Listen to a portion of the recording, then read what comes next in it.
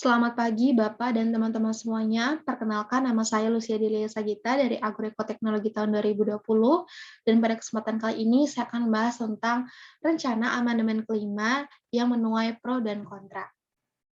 Jika kita membahas tentang amandemen, maka tidak lengkap jika kita tidak membahas tentang sejarah amandemen di Indonesia. Indonesia sendiri sudah mengalami 4 amandemen, di mana amandemen yang pertama dilaksanakan pada tanggal 19 Oktober tahun 1999, di mana amandemen yang pertama ini membatasi kekuasaan presiden yang dianggap terlalu berlebihan. Pada saat itu, seperti yang diketahui bahwa Presiden Soeharto bisa menjabat menjadi presiden selama 32 tahun. Maka dengan adanya amandemen ini, maka presiden dibatasi masa kekuasaannya. Kemudian di amandemen yang kedua, pada tanggal 18 Agustus tahun 2000, adanya penambahan aturan terkait wewenang dan posisi pemerintah daerah, peran dan fungsi DPR, serta penambahan mengenai hak asasi manusia. Kemudian di amandemen yang ketiga, pada tanggal 10 November tahun 2001, ada sejumlah besar perubahan terkait amandemen terkait undang-undang, bentuk dan kedaulatan daerah, aturan pemakzulan, hingga pembentukan lembaga seperti DPD, Komisi Yudisial, dan Mahkamah Konstitusi, serta adanya kebijakan pemilihan presiden wakil presiden yang dilakukan secara langsung dan tak lagi dilakukan oleh MPR. Di amandemen yang ketiga ini, ya, maka terjadilah pasangan-pasangan dari presiden dan wakil presidennya. Kemudian di amandemen yang keempat, yang terakhir, itu pada tanggal 10 Agustus tahun 2002, di mana sejumlah perubahan dilakukan antara lain terkait pendidikan dan perekonomian, juga aturan peralihan dan tambahan. Untuk urgensi dari amandemen kelima yang saya tangkap itu ada dua, di mana yang pertama adalah untuk memperkuat kewenangan DPD. Pasal-pasal yang akan diamandemen adalah pasal 22D, ayat 1, 2, dan 3, di mana pada ayat 1 dan 2 mengenai fungsi legislasi. DPD dianggap tidak memiliki kewenangan yang kuat dalam fungsi legislasi. DPD hanya mempertimbangkan dan ikut saja untuk membahas RUU dalam menetapkan dan menggodok RUU. Dalam menetapkan dan menggodok RUU, DPD itu tidak diikut sertakan. Jadi DPD hanya mempertimbangkan dan ikut serta dalam membahasnya. Dengan adanya amandemen kelima pada pasal 22D ayat 1 dan 2, maka DPD dapat diikutsertakan dalam proses menetapkan sebuah undang-undang.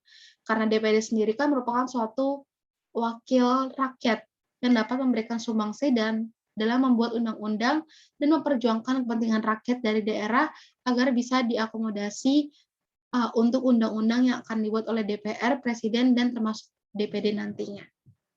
Selain itu, yang kedua adalah akan memperkuat sistem presidensial.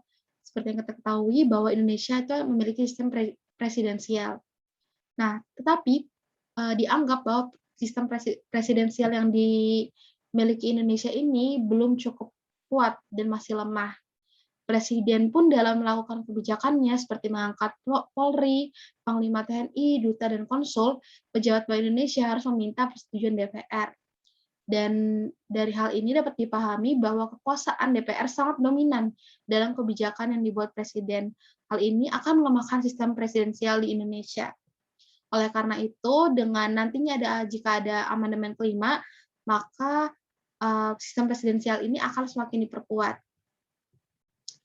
Kemudian, hal-hal yang pengaruh amandemen kelima secara garis besar itu ada 4. Yang pertama, karena adanya kelemahan, maka diperlukan adanya amandemen kelima. Yang seperti kita ketahui tadi, ada kelemahan di bagian fungsi DPD dan fungsi presiden. Kemudian adanya kekacauan struktur dari sistem pasal-pasal UUD 1945, adanya ketidaklengkapan konstitusi dan pasal-pasalnya yang multi-interpretatif yang menimbulkan instabilitas hukum dan politik. Serta untuk menyesuaikan dengan kondisi perpolitikan tahun ini, tahun 2019 ataupun tahun ini, mengingat terakhir kalinya undang-undang itu diamandemen tahun 2002, dan waktunya itu sudah cukup panjang, maka mungkin perlu adanya penyesuaian dengan kondisi perpolitikan di Indonesia. Dan itu merupakan bukan salah satu, tapi 4 dari urgensi mengapa amandemen itu perlu dilakukan.